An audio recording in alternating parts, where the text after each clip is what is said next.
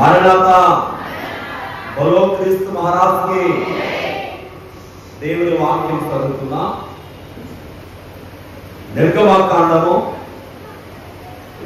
25:31 ఇలా రాయబడి ఉంది. మరియు నీవు మేలిమి బంగారుతో దీప వృక్షమును చేయవలెను, నకిసి పనిగా దీపవృక్షమును చేయవలెను, దాని ప్రకాండమును దాని శాఖలను నక్షి పనిగా చేయవలెను, దాని కలాశములు దాని మొగ్గలు దాని పువ్వులు దానితో ఏకాండమై ఉండవలెను. దీపవృక్షం యొక్క ఒక పక్క నుండి 3 కొమ్మలు, దీపవృక్షం యొక్క రెండవ పక్క నుండి 3 కొమ్మలు అనగా దాని ప్రక్క నుండి 6 కొమ్మలు దిగుడవలెను. ఆ కొమ్మలలో మొగ్గ పువ్వులు గల బాలము రూపమైన 3 కలాసములు, రెండవ కొమ్మలో మొగ్గ పువ్వులు గల బాలము కలాసమైన 3 కలాసములు అట్లు దీపవృక్షం నుండి బయలుదేరు కొమ్మలతో ఉండవలెను. దేవుడు తన పరిశుద్ధ వాక్యాన్ని మన వినికిడిలో దీవించునుగాక. ఆమేన్. అలాగే అందరూ కూడా మోకరించండి, ప్రార్థన చేసుకుందాం. ఇప్పుడు మోకరించి ఇబ్బంది వారు నిలబడండి. ప్రార్థన. మహాపరిశుద్ధుడు అయిన మా తండ్రి, మహోన్నతుడా, మీకు స్తోత్రములు స్తోత్రములు స్తోత్రములు. మా పరలోకపు దేవా, పరిశుద్ధుడు అయిన దేవా, మీ పరిశుద్ధమైన పాదములకు వందనాలు నాయనా. ఈ ప్రత్యేకమైన సమయంలో నీ వాక్యంలోనికి మేము వెళ్ళుచు ఉండగా ఈ బలహీనపు ఘటమైన నన్ను ప్రభువా మీ శిలువ చాటున బలుపరచండి స్వామి. మీ ఆత్మతో బలపరచండి నాయనా. మీరే మాట్లాడని ప్రార్థిస్తున్నా. నీ వాక్యము వెలుగుతూ మా హృదయములను వెలిగించి మహిమనందు మరి మా మంచి బోధకుడైన యేసు నామమున అడుగుచున్నాము తండ్రి. ఆమేన్. కూర్చుందాం.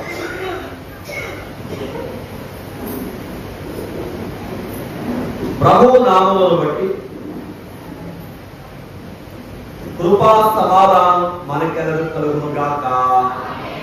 ఆమేన్. దేవుని యందు ప్రియమైన వాళ్ళరా, ఈ 2వ ఆదివారం ఈ 10వ తారీఖున మనమందరము దేవుని సన్నిధికి రావడానికి చక్కని వాతావరణం దేవుడిచ్చాడు. మరణదాకా మనకి తీవ్రమైన ఎండలు, భయంకరమైన వేడిమి నుండి దేవుడు తప్పించి చక్కని వాతావరణం ఇచ్చాడు. అయితే అది వర్షం మనకి వచ్చే టయానికి కొంచెం ఇబ్బందికరం కాబట్టి మన బిడ్డ ఇప్పుడిప్పుడే వస్తున్నారు.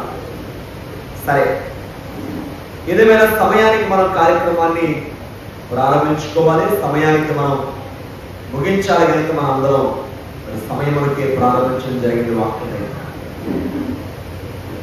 ఈరోజు మన వాక్యాంశం ఏమిటి అంటే, ప్రత్యక్ష గుడారములోని 3వ వస్తువు అదే దీపవృక్షము. అన్నమా? దీపవృక్షం. ప్రత్యక్ష గుడారంలో 3 ఉంటాయి. అదే పరిశుద్ధ స్థలాలు. పరిశుద్ధ స్థలాలు ఎన్ని వస్తువులు ఉంటాయి? 3. అవేంటంటే, ఒకటి ధూపవేదిక, సన్నిధి రొట్టెల బల్ల, 3వది దీపవృక్షము.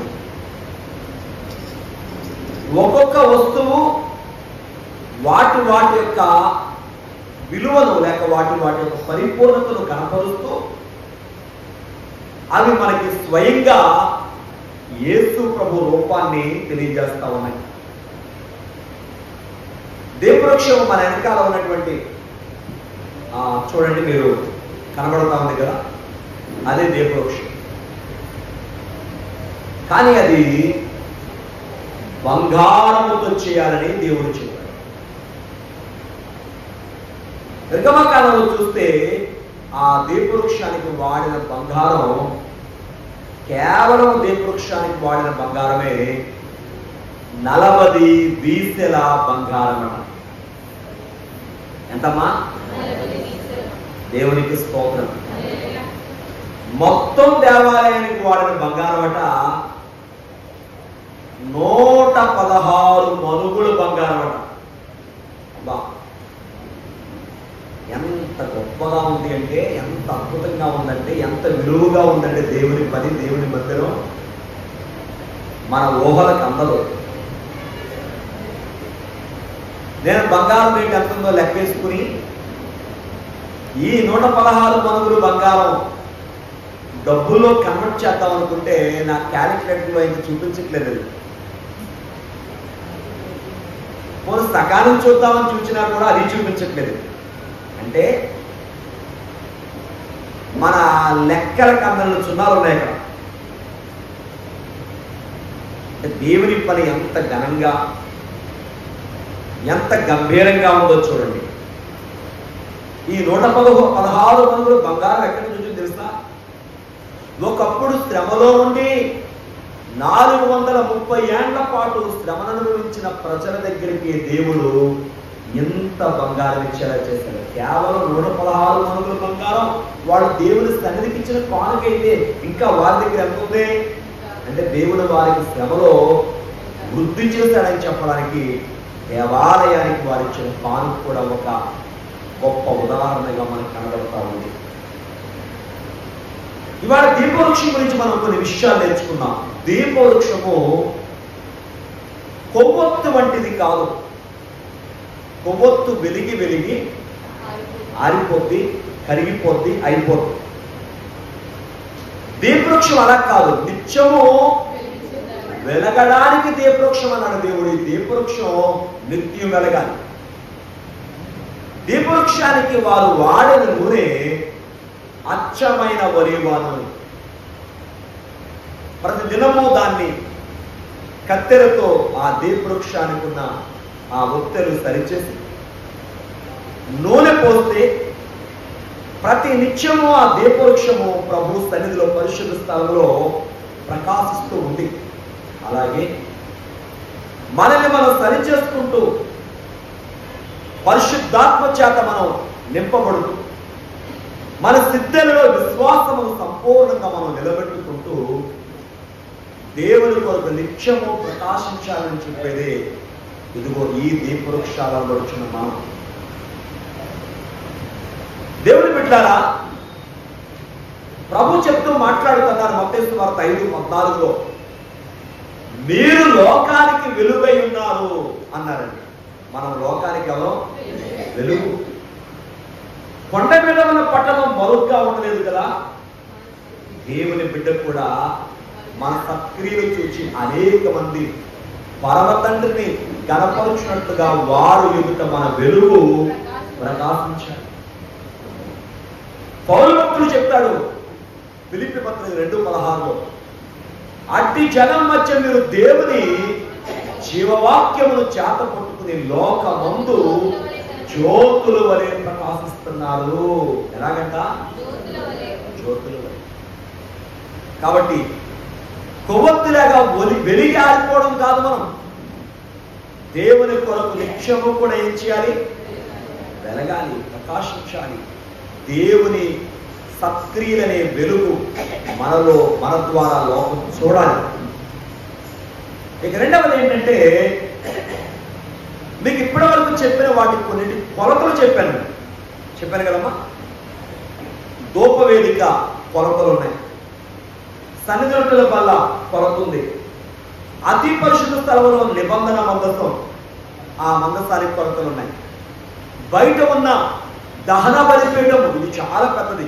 అంటే చాలా పెద్ద అంటే అక్కడ ఉన్న వస్తువులన్నింటిలో కల్లా చాలా పెద్దది. 5 మూరలు పొడుగు, 5 మూరలు వెడల్పు, 3 మూరలు ఎత్తు, దానికి కొలతలేదు. కానీ దీపవృక్షానికి కొలతలు ఇవ్వలేదు. చూసుకొని ఎక్కడ చూసుకుని ఎంత మాకు 45, 30 నుంచి 40 వరకు ఎక్కడ చూసిన దీపవృక్షం ఎక్కడ చెప్పినా ఈ కొలతలో చేయమని దేవుడు చెప్పాడు. కానీ ఇలా చేయమని దేవుడు చెప్పాడు. కొలత ఇవ్వలేదు అంటే దేవుని సాక్ష్యం మహిమకు ఎప్పుడు కొలత లేదు. అది కొలత లేని మహిమతో ప్రకాశిస్తూనే ఉంది. దేవునికి స్తోత్రం. హల్లెలూయా.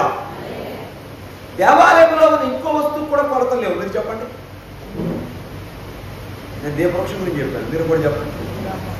గంగాళము. Thank you. ఏంటంటే గంగాళం. అందరూ చెప్పండి. గంగాళానికి కూడా కొలతలు లేవు. ఈ రెండింటికి ఇంకో స్వారూప్యత ఉంది. మీరు చెప్పండి. అదే ఏంటి ఆ స్వారూప్యత?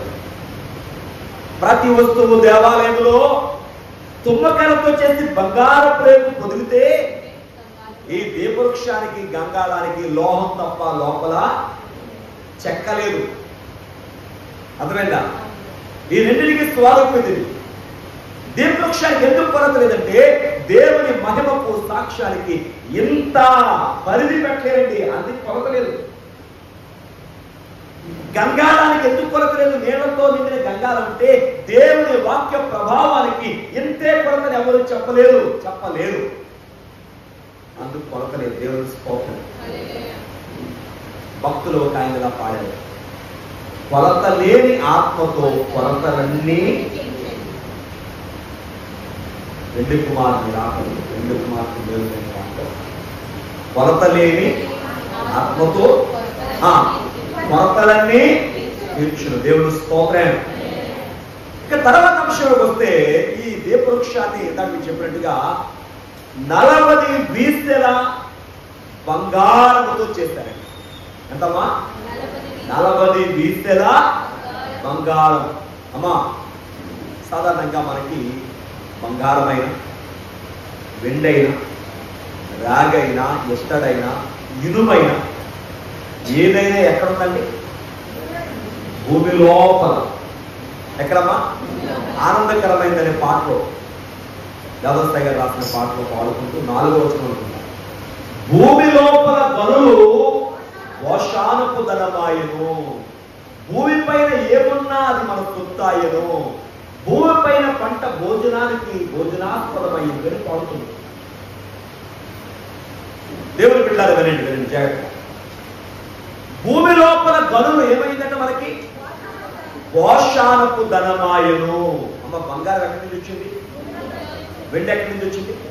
రాగి, ఎత్తడి, ఇనుము, ఏదైనా సరే ఎక్కడి నుంచి వచ్చింది? పెట్రోల్ ఎక్కడి నుంచి వచ్చింది? అబ్బా, మనం వాడేయన్నీ దేవుడు అంత బాగా దాచండి. వర్షానపు ధనం అంటే ఏదైనా ఒకటి మనం ఎక్కడ నాకు చూపుతున్నారు. వర్షానం అంటే పాస్టర్ గారు ఎలా ఉంటుందని నేను ఎప్పుడు చూడాలి, అదే చూడటం. ఇప్పుడు మనం బీరువారి కాలంలో, లాకర్ల కాలంలో, ఇంకా చెప్పాలంటే ఇప్పుడు ఏమున్నాయి, అన్ని ఫోన్లోనే కదా అమ్మా. మనకు కొన్నాళ్ళకి కరెన్సీ కూడా వాడతాం లేదు, తెలియదు. డబ్బులు నోట్లేక డిజిటల్ ట్రాన్స్ఫర్ అనమాట అనేక. ఇప్పుడు ఆల్రెడీ చాలా మంది జరుగుతూ ఉంది. వర్షాన్ని ఎందుకు పెట్టుకుంటారంటే విలువైన బంగారము, వెండి వస్తువులు, డబ్బులు, భూమి పత్రాలు ఏమైనా దాయడానికి పూర్వకాలం మన పెద్దలు 50-60 ఏళ్ల క్రితం వర్షాలు చేసుకునే పెద్దగా ఉంటాయి. మీరు పెద్దలు తెలుసు. దేవుడట ఈ భూమి లోపల దోషానకు ధనముగా ఇవన్నీ దేవుడు మనకి ఇచ్చాడ. దేవుడికి స్తోత్రం. అయితే బంగారం భూమిలో మన కడ్డీల రూపంలో, నెక్లెస్ రూపంలో ఉంటుందా?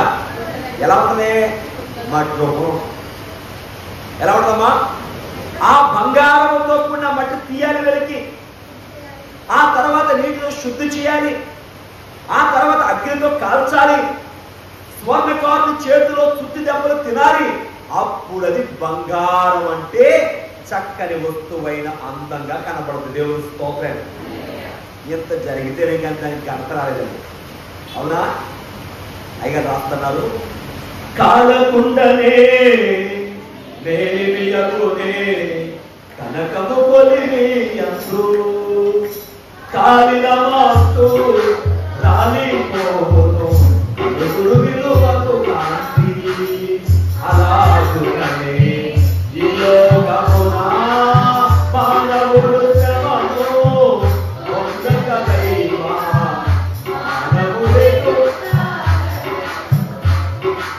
మానవుడు శ్రమను పొందితే ఏమవుతాయంట? కాలకుండగానే మేలియగున కనకము కొలిమియందు కాలిన వస్తువు రాలిపోవునని రాస్తాడు. అవును, బంగారాన్నైనా ఏ లోహాన్నైనా మట్టి నుంచి తీస్తారు, తీసి దాన్ని శుద్ధి చేస్తారు నీటితో. బంగారం ఇంకా ఎక్కువ శుద్ధి చేస్తారు. అందుకే శుద్ధమైన బంగారం, మేలిమి బంగారం. అది బంగారం కాల్చబడుతుంది, అప్పుడు అది విలువలోకి వస్తుంది. స్వర్ణకారుని చేతుల్లో సుత్తి దెబ్బలు తింటుంది, అది అందమైన వస్తువు అప్పుడు అవుతుంది. అందుకదా బైబిల్ ఒక మాట ఒకసారి పేరు రాసిన మొదటి పత్రిక 1వ అధ్యాయం 7వ వచనం, నశించిపోవు సువర్ణము అగ్ని పరీక్ష వలన ఎలాగా ఉందట? ఓ నశించిపోతున్న బంగారం అగ్ని పరీక్ష వలన శుద్ధమవుతుంది, అగ్ని పరీక్ష వలన విలువవుతుంది, అగ్ని పరీక్ష వలన ఏమవుతుందమ్మా? దేవుని బంగారంగా మార్చబడుతుంది. అలాగే కలండి దానికంటే మన విశ్వాసము అమ్మా మెరుగు కావాలంటే, మన ప్రార్థన మన భక్తి జీవితం మెరుగు కావాలంటే చదవండి, ఈ శోధనల చేత పరీక్షకు నిలిచినదై యేసుక్రీస్తు వారు ప్రత్యక్షమైనప్పుడు మీకు మెప్పు ఘనత కలుగుతున్న దేవుని స్తోత్రం. అగ్ని వలన సువర్ణం ఎలాగైతే పరీక్షించబడి ఘనపరచబడుతుందో సంగమా, దానికంటే అమూల్యం మనమంటుంది వాక్యం. శోధన వల్ల దేవుడు వచ్చినప్పుడట మనము కూడా అంత బంగారం వంటి విలువైన వారిగా మారుతామని వాక్యం చెప్తుంది కదా. కాబట్టి ఇప్పుడున్న మనము శ్రమలలో పాడైపోయామనొద్దు, శ్రమలను చూచి వెనక్కి వెళ్ళొద్దండి, శ్రమలను చూచి భయపడొద్దండి. యోగు గారు అన్నమాట ఈ సమయంలో మనం జ్ఞాపకం చేసుకుంటే, యోగు గ్రంథం 23:10 ఆయన నన్ను శోధించిన తరువాత నేను నా దేవునికి సువర్ణము వలె కనబడుతున్నాను. ఎలాగట? బంగారం. దేవుడు నన్ను శోధించాడు, ఆస్తి పాడైంది అన్నాడా? లేదు. దేవుడు నన్ను శోధించాడు, నాకు ఆరోగ్యం పాడైపోయింది అనలేదు, అంతస్తుగా భవంతిపోయింది అనలేదు, సమాజంలో ఉన్న గౌరవం పోయింది అనలేదు. దేవుడు నన్ను శోధించిన తర్వాత ఆ దేవునికి ఎలా మారిపోయింది? సువర్ణము వలె. దేవునికి మహిమ కలుగును గాక. ఏమైనా దేవుడి వల్ల శ్రమ మనకి పరీక్షలో తెస్తుంటాడు పౌలు. పరీక్ష నిరీక్షలో తెస్తుంటాడు. నిరీక్షణలో మనం చెప్పడం ముందుకు సాగుతాం. దేవునికి స్తోత్రం. ఇంకొక మాట కూడా మీరు చదవండి దేవుని వాక్యంలో, యెషయా గ్రంథము 52:14. యెషయా గ్రంథము 52:14 చదవాలమ్మా. అమ్మ కొంచెం మైక్ దగ్గర ఉన్న వాళ్ళు చదవండి, ఎందుకంటే వర్షం వల్ల నాకు కనబడట్లేదు. మైక్ తీసుకుని మైక్ దగ్గర ఉన్న వాళ్ళు చదవండి. నిన్ను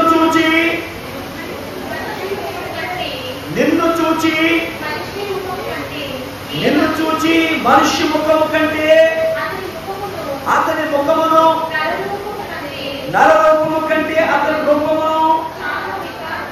ఎలా అనుకున్నారంటే యేసు ప్రభువు రూపం చూచి నరరూపము కంటే చాలా వికారమైన రూపం. సంగమా మనల్ని చూసుకుని లోకం అనుకుంటుంది. ఏంటి వీళ్ళ పరిస్థితి? యెషయా గ్రంథము 52:14 చెప్తుంది, నిన్ను చూచి ఏ నరుని కంటే కూడా ఇంత వికారంగా ఉన్నాడంటే అనుకున్నారు ప్రభు నా వేళ. కానీ తర్వాత మనం చూడండి, అలాగే అతడు అనేక జనములను చిలకరించును. అంటే అర్థమే చూడండి, అక్కడ చిలకరింపనే మాట, జనములను విస్మయము పుట్టించును. దేవునికి స్తోత్రం. ఎప్పుడైతే ప్రభు తన కార్యములు చూచారో, ఆయన ప్రభావాన్ని చూచారో, ఆయన మహిమను చూచారో, ఆయన పునరుద్ధానాన్ని చూచారో, రాజులు అతన్ని చూచి నోరు మూసుకుంటున్న దాని కింద చూసుకోవచ్చు. ఎవరు విస్మయం చేస్తారో, అయ్యో ఈయన గురించి ఎవరు అనుకున్నామా అనట నోరు మూసుకున్నారట. ఏంటి కారణం? ఈ శ్రమ ప్రభువుకి ఇచ్చిన ఘనత, ఈ శ్రమ ప్రభువుకి తీసుకొచ్చిన మహిమోన్నతమైన స్థితి. మరి మన జీవితంలో కూడా శ్రమ కలిగితే ఎందుకు బాధపడాలి? ఆ బంగారం ఎలాగైతే అగ్ని పరీక్ష వలన విలువ కలుగుతుందో, సంఘం అనే మనకు కూడా శ్రమల వల్ల విలువే తప్ప ఏమాత్రం కూడా ఘనహీనత కాదు. శ్రమల గురించి మనం బాధపడుతుంది, కానీ శ్రమలో దేవుడు ఏదో ఒక ఉన్నతమైన బహుమానం నాకు ఇవ్వబోతున్నాడని మనం నమ్మండి, నిరీక్షణ కలిగి ఉండండి, ధైర్యంగా ఉండండి. ఏసేవంటి భక్తుడు అనుకున్నాడు, ఈ శోధనలన్నీ కూడా నా జీవితానికి మెట్లే అనుకున్నాడు తప్ప ఏనాడు కూడా నిరాశపడలేదు. దేవుడు చెప్పిన వాగ్దానం ఆయనకి నెరవేరింది. కాబట్టి మనం గమనించాలి.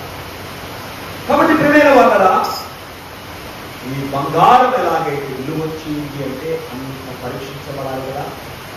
మనం కూడా దేవుడి కొరకు ప్రకాశించాలంటే మనం కూడా ఏమవ్వాలి? పరీక్షించబడాలి. దేవునికి స్తోత్రం. కానీ చెప్పండి హల్లెలూయా.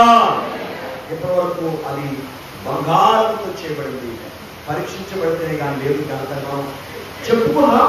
ఇప్పుడు ఇంకొక అంశంలో పడతాం, దాని యొక్క నిర్మాణము అన్నామా.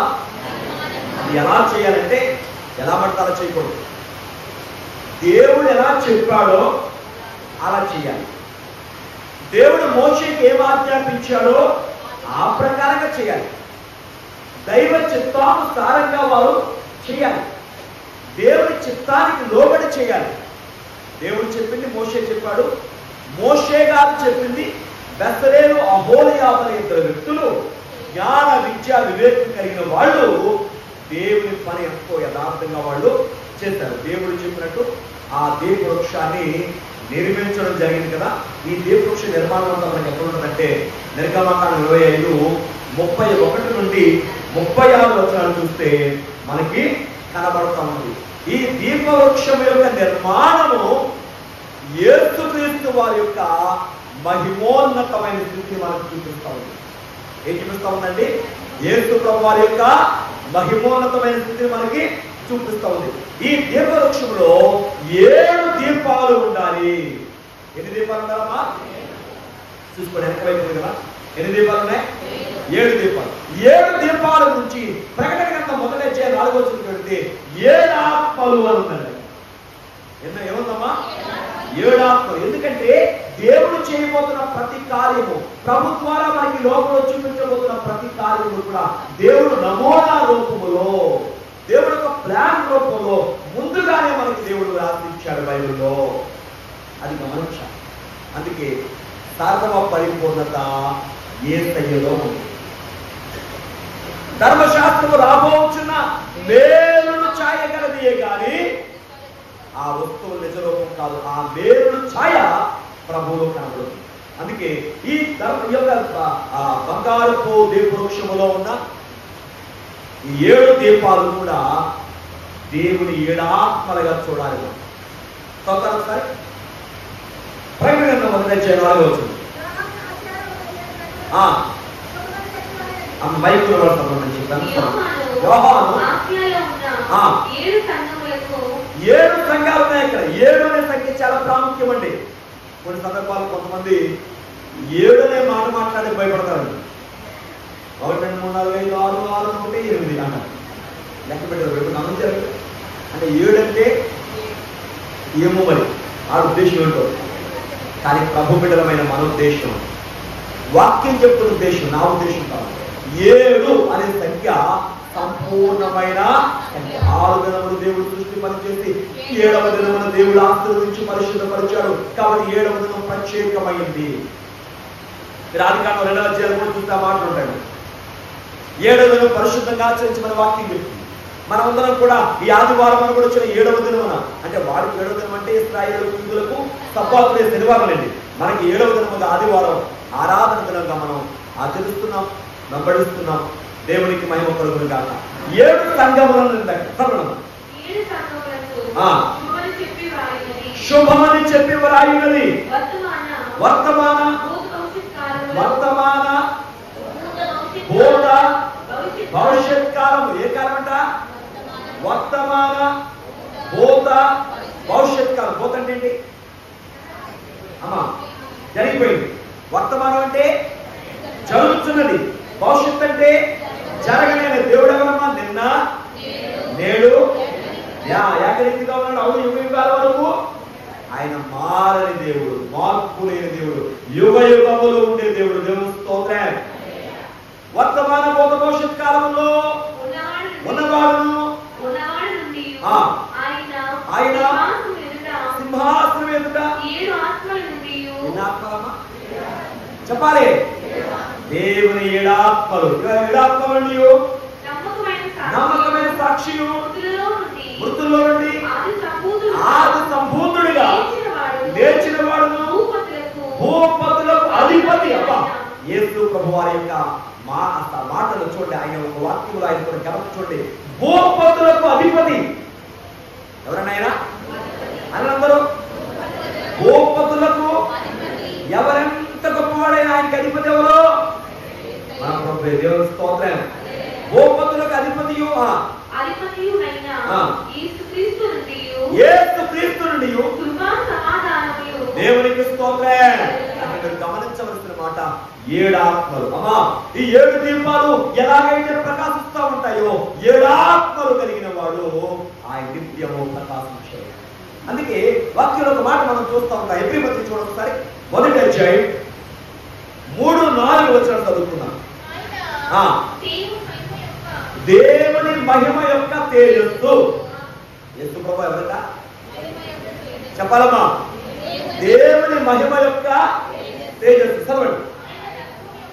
ఆయన తత్వం యొక్క మూర్తిమంతమునై ఉండి, అందరి మాట చెప్పడం, తన మహత్తు గల మాట చేత సమస్తమును నిర్వహించుచు. దేవునికి స్తోత్రం. ఏ మాటమ్మా? కాదండి, మహత్తు గల సమస్తమును. ఓ సంగమా గమనించండి, ఈ సృష్టి యావత్తు చెప్పండి ఎవరి మాటకు లోబడుతుంది? దేవుని మాటకు లోబడుతుంది. ఎందుకంటే ఆయన మహత్తు గల మాట చేత సమస్తమును నిర్వహించుచూ ఉన్నాడు. దేవునికి స్తోత్రం. ప్రియమైన వారలారా, ఈ దీపవృక్షం యొక్క నిర్మాణములో ఆ 7 దీపాలు కూడా 7 ఆత్మలను మనకి, ఆ దీపములు ఎలాగైతే ప్రకాశిస్తూ ఉన్నాయో దేవుని యొక్క ప్రభుట దేవుని యొక్క తేజస్సు ఉన్నాడు. ఆయన మహత్తు గల మాట చేత సమస్తమును కూడా నిర్వహిస్తా ఉన్నాడు. దేవునికి మహిమ కలుగును గాక. 3వ అంశం వస్తున్నాను, దాని అలంకరణ. ఎలాగమ్మా? అలంకరణ. అందరూ చెప్పండి, దీపవృక్షానికి ఏం అలంకరణ ఉందనుకున్నారా మీరు? ఎంత చక్కగా అలంకరించారు తెలుసా? దేవుడండి ప్రతి విషయాన్ని చాలా క్రిస్టల్ క్లియర్ గా చెప్పాడు. మనకు ఆశ్చర్యం అనిపిస్తుంది. ఏది ఎలాగ కట్టాలో, ఏది ఎలా చేయాలో, ఏది ఎలా నిర్మించాలో, ఏది ఎలా పెట్టాలో అన్ని కూడా దేవుడు చెప్పాడు. మీరు గమనించారు, ఇందులో బాదం పువ్వులు ఉన్నాయి, బాదం కాయలు ఉన్నాయి, మొగ్గలు ఉన్నాయి. అంటే అందరూ కనపడవు మీకు అనేది, వాక్యంలో కనబడుతున్నాయి. ఎందుకు ఇవన్నీ? ఎందుకు దానికి అంత అలంకరణ అంటే మీకు కొన్ని విషయాలు జాగ్రత్తగా చెప్తాను, వినండి. ఈరోజు మనం ముందుగా చూద్దాం. నిర్గమకాండం 25:32. ఒక ప్రక్క నుండి 3 కొమ్ములు, మరొక ప్రక్క నుండి 3 కొమ్ములు. మొత్తం 8 కొమ్ములమ్మా? అటు 3 ఇటు 3. ఏకాండం పై ఉంది కదా స్ట్రైట్, మొత్తం కలిపి 7. అది ఎలా ఉండాలి సార్? ఇప్పుడు అది మొగ్గ పువ్వు గల బాదమ రూపం. చాలు అనండి. మొగ్గ చనండి, మొగ్గ పువ్వు బాదమ రూపం. ఒక చెట్టు ఎండిపోయి మన సిగురేస్తుంది కదా, ఆ సిగురేసినప్పుడు సిగురు తర్వాత ఏంటి? పూత. తర్వాత ఏంటి? కాత, అంటే కాపు. ఎన్నుంటాయి అందులో మనకి? చెప్పండి అమ్మా. చిగురు, చిగురంటే చికిత్సడు, తర్వాత పూత పువ్వుడు, తర్వాత కాపు. కాపు అంటే ఏంటి? కాయ పక్వానికి వచ్చింది, పంట. మీరు ఎప్పుడైనా గమనించారా? మీరు ఎప్పుడైనా చెట్లు గమనించారండి? అమ్మా, జాన్ చెట్టుని గమనిస్తూ ఉంటాము. అది చిగిర్చిన తర్వాత పువ్వులు పోస్తుంది. ఆ పువ్వులో ఒక చిన్న పిండి అవుతుంది. అది ఎప్పుడు కాయ అవుద్దా అనుకున్నాం మేము. కాయ మనం అవుతుంది మనం గమనించలేం, కానీ ఆకాశ పక్షులు వచ్చాక పట్టుకుపోయిపోతాం. నేను తెచ్చాను కదా చెప్పు, వాటి నుంచి మనం పోతున్నాం ఉన్నప్పటికీ ఆ పక్షి ఆల్రెడీ ముక్కింది తప్ప ఇది ముఖ్యంగా పక్కన నుంచి రెండు పక్కన తిరిగిపోడు. అందరూ భయపెట్టేది కదా, చెంపు తిరిగిపోడు. ఇప్పుడు కూడుకోవడం అంటే కాయ వచ్చిందంటే ఏమైనట్టు అక్కడ అది సంపూర్ణమైనది కదా. దానికి ముందే ఉంది అమ్మా ఆ పూత, దానికి ముందే ఉంది చిగురు. ఒకసారి వాక్యానికి వెళ్దామా. సంఖ్యాకాండము 17:8 చూద్దాం. సంఖ్యాకాండం 17:8 చదవండి. బైబిల్ మరునాడు మోషే వినమ్మా. మరునాడు అంటే ఎప్పుడో తెలుసు కదా మీకు. ఈ సందర్భం ఏంటంటే దేవాలయంలో ఎవరు యాజకత్వం చేయాలని ఒక డిస్కషన్ వచ్చిందని, ఒక వాదం వచ్చింది. ఆ వాదం వచ్చినప్పుడు మోషే గారు దేవునికి ప్రార్థన చేస్తే దేవుడు ఇచ్చిన జవాబు ఏంటంటే 12 కర్రలు, ఒక గోత్రికుడు ఒక కర్ర తీసుకురండి, ఆ కర్ర మీద పేరు రాయండి.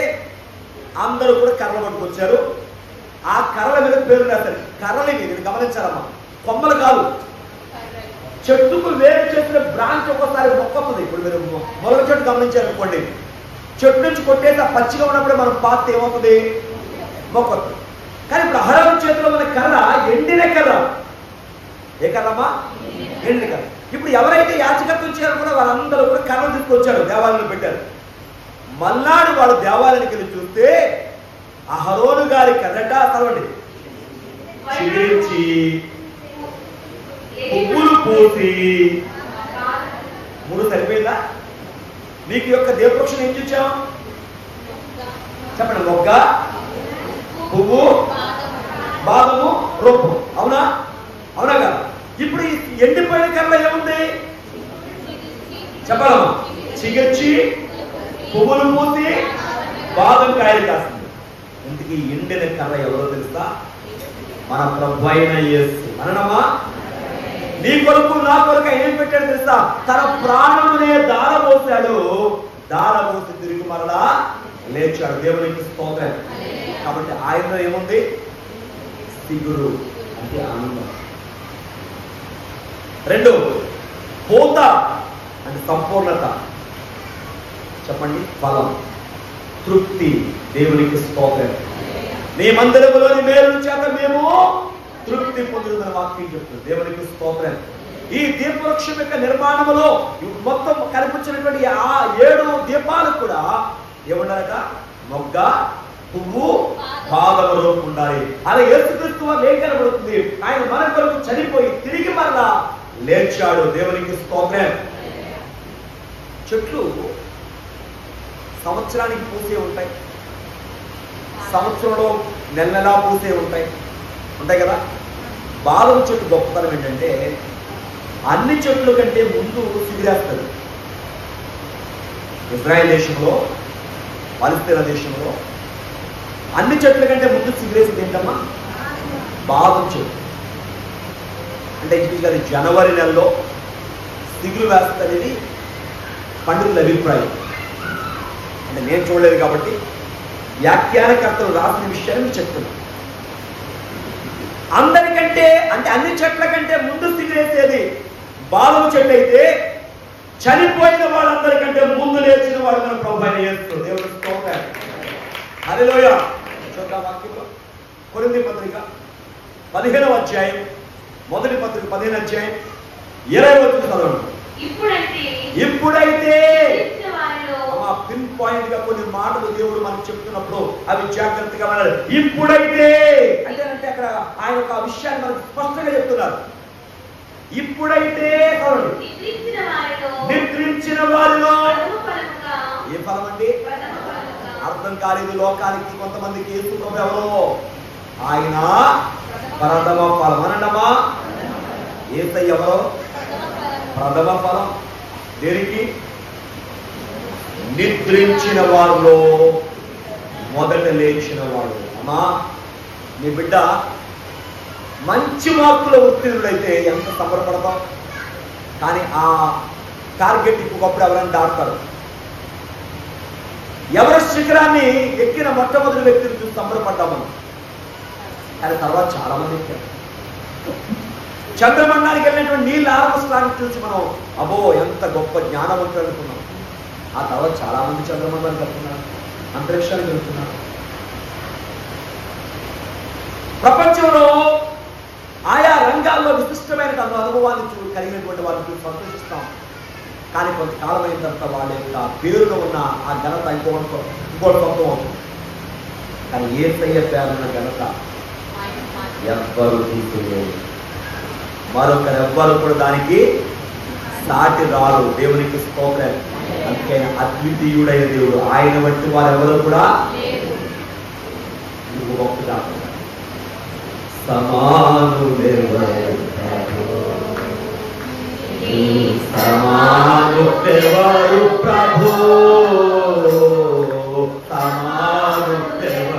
ప్రభు. దేవునికి స్తోత్రం. ఆయనతో సమానం ఎవరు కాదు, ఆయనతో సరెవరు రారు, ఆయన సాటెవరు కూడా లేదు. బిడ్డారా, నిద్రించిన వారిలో ప్రథమఫలం యేసు ఎవరో నువ్వు తెలుసుకో. జక్కియట మేడు చెట్టు ఎక్కే ముందు ఎలా అనుకున్నట యేసు ఎవరో అని. యేసును చూడాలని కాదండి, చాలా మంది యేసును చూడాలనుకున్నారు కాబట్టి కేవలం భౌతిక రూపాన్ని చూడాలనుకున్నారు. కానీ జక్కియ కాదు, యేసు ఎవరో చూడాలి. అందుకే చెప్పు, యేసు ఎవరో చూచాడు కాబట్టి తన ఆస్తులో సగం బెదిరించాడు. ఇక అన్యాయం చేయండి ప్రభుత్వం ఒప్పుకున్నాడు. యేసయ్య ఎవరో ఒప్పుకుంటున్నాడు. యేసయ్య ఏమి చెప్పలేదు, వెలుగు అలా చేయి ఇలా చేయి ఏమలేదు.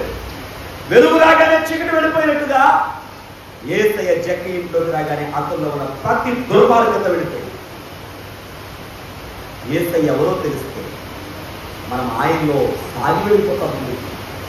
అందుకని పేతురు గారు అంటాడు, ప్రభు దయాలను మీరు చూస్తే సమస్తమైన దుష్టత్వం, కపటం, అసూయ, వేషధారణ, సమస్త దోషణ మాటలు మారి కొత్తగా జన్మించిన శిశువులు కోరిన వారే నిర్మలమైన వాక్యం వలన పాల వల్ల రక్షణ విషయం ఎదుగు నిమిత్తం ఆ పాలను మీరు అపేక్షించండి.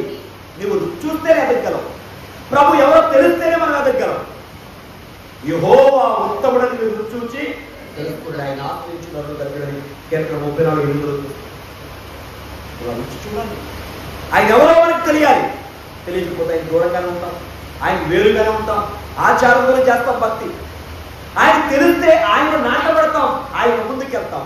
కాబట్టి ఆ బాధ చెట్టు అన్ని చెట్ల కంటే ముందెలా పోతుందో మన ప్రభు కూడా నిద్రించిన వారు ఆయన ఎవరమ్మా ఆయన ముందుకు వాడు. అంతేకాదు ఆది కాండంలో మనం చూసినప్పుడు, యోహాను వార్తలో మనం చూసినప్పుడు మొదటి రోజుల్లో ఇలా ఉంది. మరి అందరూ తెలుసు కదా, చెప్పండి, నాతో కలిసి చెప్పండి. ఆది యందు, గట్టిగా చెప్పండి, ఆది యందు వాక్యం ఉండేను, వాక్యము దేవుని యొక్క ఉండేను, వాక్యము దేవుడు. ఆయన ఎప్పుడు వాడు ఆది యందు వాడు. అందుకే ప్రకటనలో కూడా ఉంది, మొదటి వాడును కడపటి వాడును జీవించి వాడును మృతుడైతిగా ఇదిగో యుగ యుగములో. దేవునికి స్తోత్రం. ఈ చెట్టు ఎలాగైతే ముందు పోతుందో బాలవ చెట్టు, ఆయన ముందుకు వాడు, ఆయన మొదటి వాడు, అన్నిటికీ ఆయన ఆది సంపూర్ణుడు, అన్నిటికీ ఆయన ఆధారభూతుడు, అన్నిటికీ ముందు ఆయనే, సమస్తం ఆయనే. కరిగిందేదు, ఆయన లేకుండా కలగలేదు. దైవజనాన్ని మనం గమనించాలి. ఈ యొక్క బాధవ రూపం గురించి మీకు ఈ విషయాలు జ్ఞాపకం చేస్తాను. కొంచెం మనం ముందుకెళ్దాం. ఇర్మియా గ్రంథము 1వ అధ్యాయం 11వ వచనం చూద్దాం. ఇక్కడ ప్రవక్త అడుగుతున్నాడు ఇర్మియా దేవుడు. చదవండి. ఇర్మియా గ్రంథం 1వ అధ్యాయం 11వ వచనం. రెండవ మారు యెహోవా వాక్కు నాకు ప్రత్యక్షమై నీకేమి కనబడుచున్నదని తెలియజేయగా, ఓ ఇర్మియా నీకేం కనబడుతుంది? తెలియజేయగా, నేను మసలుచున్న బాణ నాకు కనబడింది. 11వ వచనం. మరి యెహోవాకు నాకు ప్రత్యక్షమై ఇర్మియా నీకేమి కనబడుతుంది సెలవిచ్చెను. నీకేం కనబడుతుంది సెలవిచ్చెను. అందుకు బాణము చెట్టు, ఏం చెట్టమ్మా చెప్పండి? బాలము చెట్టు. బాణము బాదము చెట్టు చువ్వ కనబడుచున్నదని బాదము చెట్టు చువ్వ కనబడుచున్నదని ఆ. నేననగా యెహోవా. చాలండి. మొట్టమొదటి ఏం కనబడిందండి ఏంటి? దేవుని స్తోత్రం. హల్లెలూయా. కాబట్టి ప్రియమైన వాళ్ళరా, మనం ఈ బాదము చెట్టు నుంచి ఏం నేర్చుకోవాలంటే, ఎలాగైతే మొదటిగా కలుగుతుందో, మొదటిగా పూస్తుందో, సిగిరిస్తుందో, అలాగే మన ప్రభు మొదటి వాడు. ఆయనే మరణించిన వాడు, తిరిగి లేచిన వారిలో కూడా మొదటి వాడు. ఆయనే ఆది సంబోధుడు అయి ఉన్నాడు. దేవునికి మహిమ కలుగును గాక. ఆమేన్. మనం ఆయనలో చక్కగా అమర్చబడి చెప్పండి ముందుకు మనం సాగవలసినటువంటి వారమై ఉన్నాం. ఈ స్థితిలో అనేది చెప్పండి ఏం కనబడుతున్నామా? ప్రభువులో ఉన్న సంపూర్ణమైన ఫలింపును మనకి సూచిస్తా ఉంది. దేవునికి మహిమ కలుగును గాక. ఆమేన్. హల్లెలూయా. ఇంకొక మాట చెప్పేసి నేను వాక్యాన్ని ముగిస్తానని సమయం కూడా ఉంది కదా. చూడండి, వాక్యంలో మనం చూసినట్లయితే ఇక మీతో చెప్పబోయే మూడవ ప్రాముఖ్యమైన విషయం ఏంటంటే, దాని ప్రాముఖ్యత గురించి మనం తెలుసుకున్నాం. బాదము లోకములో మొక్కలు, పువ్వులు క్రీస్తు యొక్క శ్రమను, మరణ పునరుద్ధానములను మనకి సూచిస్తూ ఉన్నాయని మనం చెప్పుకున్నాం. ఆ తర్వాత 7 దీపాలు పరిశుద్ధాత్మ యొక్క పరిచర్యకు సాదృశ్యంగా ఉన్నాయి. ఇంకొక వచనం చదువుతారు. యోహాను వార్త 15వ అధ్యాయము 26వ వచనం చూద్దాం. అమ్మా యోహాను వార్త 15. ఆదరణకర్త తండ్రి వద్ద నుండి బయలుదేరు సత్యస్వరూపి అయిన ఆత్మ వచ్చినప్పుడు ఆయన గురించి సాక్ష్యం ఇచ్చిన దేవుని స్తోత్రం. పరిశుద్ధాత్మ ప్రభువుని గురించి మనకి ఏమిస్తారండి? సాక్ష్యం ఇస్తాడు. ఏ ఆత్మట? సత్యస్వరూపియకు ఆత్మ. ఏ ఆత్మ అండి? సత్యస్వరూపియకు ఆత్మను ఎక్కడ తీసుకెళ్తాడంట? సర్వ సత్యములోనికి ప్రభుని గురించి మనకు సాక్ష్యం ఇచ్చేలాగా చేస్తా ఉంటాడు. దేవుని స్తోత్రం. హల్లెలూయా. చూడండి ప్రియమైన వాళ్ళరా, మనం గమనించినప్పుడు ఈ యొక్క దీపవృక్షములో ఇంకొక మాట కూడా చెప్తారు. దీపవృక్షం నిత్యము కూడా వెలుగుతూనే ఉండాలి. ఎలా ఉండాలమ్మా? చెప్పాలి గట్టిగా. మనం కూడా దేవుడి కోసం ఏం చేయాలి? వెలగాల వద్దా? ప్రకాశించాల వద్దా? గట్టిగా చెప్పాలి. ఏం ప్రకాశిస్తున్నాం మనం? మన క్రియలు మారి సత్క్రియలు చేస్తే ప్రకాశం. మనం ఇంతవరకు ఏదైతే దేవునికి ఇష్టంగా జీవితం జీవించామో అది విడిచిపెట్టి దేవుని కొరకు నమ్మకంగా బ్రతికితే ప్రకాశం. దేవుని ప్రేమను మన మాటలోనూ మన క్రియల్లోనూ మనం చూపిస్తే అది ప్రకాశం. నీ హృదయ ఆలోచనలు మారి దేవుని చిత్తానుసారంగా నువ్వు నడిస్తే అదే దేవుని కోసం ప్రకాశం. చూద్దాం వాక్యం ఫిలిప్పీ పత్రిక 2వ అధ్యాయం 16వ వచనం చూడండి. ముగిద్దాం. ఒక్క 2 మాటలు. అమ్మా, అట్టి జనము మధ్యను ఏ వాక్యం అండి? జీవవాక్యము చేత పట్టుకుని లోకమందు జ్యోతుల వలె కనబడుతున్నారమ్మా. పౌలు గారు అంటాడు ఫిలిప్పీ సంఘంతో, అట్టి జనం మధ్య మీరు దేవుడు జీవవాక్యం చేత పట్టుకుని లోకమందు జ్యోతుల వలె. దానికి ముందు మాట చూడండి. అట్టి జనం అంటే ఎవరో? మూర్ఖులైన వక్రజనం. వక్రజనం తెలుగులో బాగా అర్థం చెప్పాలి. ఎందుకంటే వక్రోళ్ళు ఎవరంట? మనం మూర్ఖులైన వక్రజనం మధ్య ఎలా ఉండాలి? మనం నిరపరాధులుగా ఉండాలి. అందుకే పరమగీతంలో ఉంది, బలు రెక్కల చెట్లలో వల్లి పద్మం కనబడినట్లు స్త్రీలలో నా ప్రియురాలు కనబడుతుంది. చుట్టూ గొర్రెక్క చెప్పారట, కానీ మధ్యలో ఉంది ఈ యొక్క వల్లి పద్మం. అటు వరకు ఇటు వరకు జాగ్రత్త, స్ట్రైట్ గా వెళ్ళాలి సూర్యుడిని చూస్తూ. అలాగే మనం కూడా మన చుట్టూ ఉన్న సమస్య వైపు కాదు, కానీ తీర్చిస్తున్న ప్రభుని చూస్తూ మనం కూడా స్ట్రైట్ గా వెళ్ళాలి. ఇందుకే వాక్యం ఏం చెప్తారా? అట్టి జనం మధ్య మీరు దేవుని జీవవాక్యము చేత పట్టుకుని లోకమందు ఎలా ఉన్నారు? జ్యోతుల వలె ఉన్నారు. కనుక మీ విషయంలో నేను పడిన ప్రయాస వ్యర్థము కాలేదని ప్రభు దినము నాకు ఎంతో అతిశయం, ఎంతో సంతోషం, ఎంతో ఉత్సాహంగా కట్టాడు పౌలు గారు. సంగమా, మనం ఎలా ప్రకాశించాలో, ఎలా ఉంటే ప్రకాశిస్తామో వాక్యం ద్వారా ఎప్పటికప్పుడు మనం గుర్తిస్తూ ప్రభు కోసం ప్రకాశించే వారిగా మనం ఉండాలి. చివరి ఒక మాట ముగిస్తాను. క్రీస్తు వెలుగు వల్ల ఉండాలని మాట మీకు జ్ఞాపకం చేసి మరొకసారి ముగిస్తాను. కొరింథీయుల రెండవ పత్రిక 4:6. కొరింథీయుల రెండవ పత్రిక 4:6. అంధకారములో ఉండి అనడమా, అంధకారములో నుండి చెప్పాలమ్మా, వెలుగు ప్రకాశించునుగాక అనండి. దేవుని సన్నిధిలో ఆ యొక్క పరిశుద్ధ స్థలములో ఉన్న ఈ 3 వస్తువుల్లో ఒక వస్తువు దేవవృక్షం చెప్పుకున్నాం కదా. పరిశుద్ధ స్థలములో వెలుగు లేదు అక్కడ, కానీ దేవవృక్ష వెలుగులోనే యాజకుడు సంచరించాలి. అలాగే ప్రియ దైవ జనాంగమా, ఈ లోకములో మనమంతరం కూడా దేవుని వెలుగులో సంచరించాలి. అందుకే వాక్యం ఏం చెప్తుంది? అంధకారములో నుండి వెలుగు ప్రకాశించును గాక అని పలికిన దేవుడే తన మహిమను గురించిన జ్ఞానమును యేసు క్రీస్తును వెల్లడిపరచుటకు మన హృదయములలో ప్రకాశించిన దేవునికి స్తోత్రం. ఎంత చక్కని మాట అండి. అంధకారములో వెలిగించిన దేవుడు ఈ హృదయ అంధకారములో వెలిగిస్తున్నాడట. నమ్ముతున్నారా? చెప్పాలమ్మా. ఈ సృష్టికి ఎప్పుడు రోజులు ప్రారంభమైంది, ఎప్పుడు విలువ ప్రారంభమైంది? అంధకారంలో వెలుగొస్తేనే కదా. అలాగే సంగమా, ఈ హృదయపు చీకటి తొలగి ఇందులో క్రీస్తు వెలుగు ప్రకాశిస్తేనే నీకు ఘనత, విలువ, ప్రత్యేకత ఉంది. అయితే దేవుడికి ఇచ్చిన విలువను పాడు చేసుకో. వ్యర్థమైన వాటికి నీవు లోపడుతూ దేవుడిచ్చే విలువను, వెలుగును పాడు చేసుకోగలరు. కానీ దేవుడి కొరకు మనం ప్రకాశించాలి. మన మాట చదువుతాను, మన హృదయంలో ప్రకాశించను కనుక మేము మమ్మల్ని కూర్చి ప్రకటించుకోవడం లేదు. కానీ అందరూ కలిసి చదువుతాయి మాట. క్రీస్తు యేసును కూర్చి ఆయన ప్రభువును మమ్మల్ని కూర్చి యేసు నిమిత్తము మేము పరిచారకులను ప్రకటించుకున్నాం. దేవునికి స్తోత్రం. ఆయన మాకు ఇచ్చిన వెలుగును మేము మా గురించి కాదు కానీ ఇచ్చిన ఆయన గురించే ప్రకటిస్తూ ఆయన సాక్షిగా ఉన్నామని చెప్తున్నాడు పౌలు గారు. మనం కూడా ఆ దీపవృక్షం వలె నిత్యము ప్రకాశించాలి.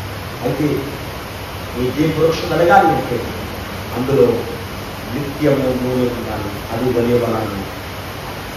ఏ విధమైన మీ సొంత జ్ఞానంతో, సొంత శక్తులతో దేవుని తెలుసుకోలేక యథార్థమైన విశ్వాసము కోరి హృదయాన్ని నింపుతుంది, మన అంతరంగాన్ని నింపుతుంది, దేవుని కొరకు ప్రకాశిస్తుంది.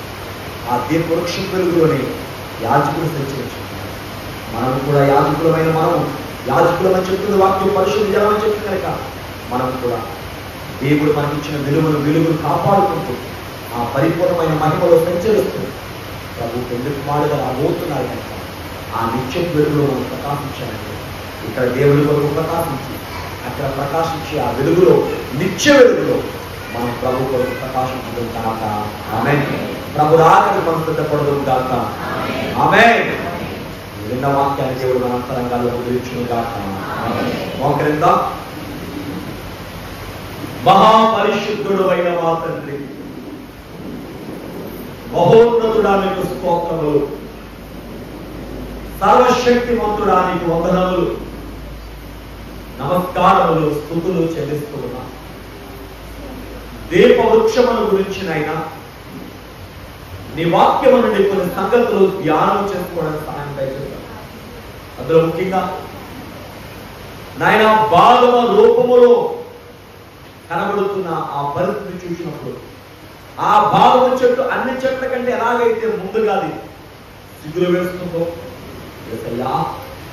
సర్వలోక మానవుల కొరకు ఈ లోకానికి మానవుడిగా వచ్చి మా కొరకు ప్రారంభించి తిరిగి లేచిన వారిలో, మరణించిన వారిలో తిరిగి లేచిన వారిలో ప్రథమ ఫలమై ఉన్నావు తండ్రి. మీకు స్తోత్రాలు, వందనాలు చెల్లిస్తున్నాను అయ్యా. నీ బిడ్డలుగా మమ్మల్ని వెలుగుతున్నావు కనుక నాయన దీపవృక్షం ఎలాగైతే వెలుగుతూ ఆ వెలుగులో యాజకుడు సంచరిస్తున్నాడో మేము కూడా నేను ప్రకాశిస్తూ ఈ లోకంలో నీ కొరకు జీవించినట్లు సహాయం అయ్యా. ఎంతవరకు వినబడిన వాక్యమును తండ్రి మా అంతరంగాలను గురించాయ్యా. మీరే మహిమ ఘనత కీర్తి ప్రభావం పొందండి స్వామి. మీ ఆత్మతో వెలిగించండి స్వామి. మీ కృపను కుమరించండి అయ్యా. మేలు చెందిన నడిపించి మహిమ యేసు నామమున నడుచున్నాము తండ్రి. ఆమేన్. మరణాతా. కూర్చో.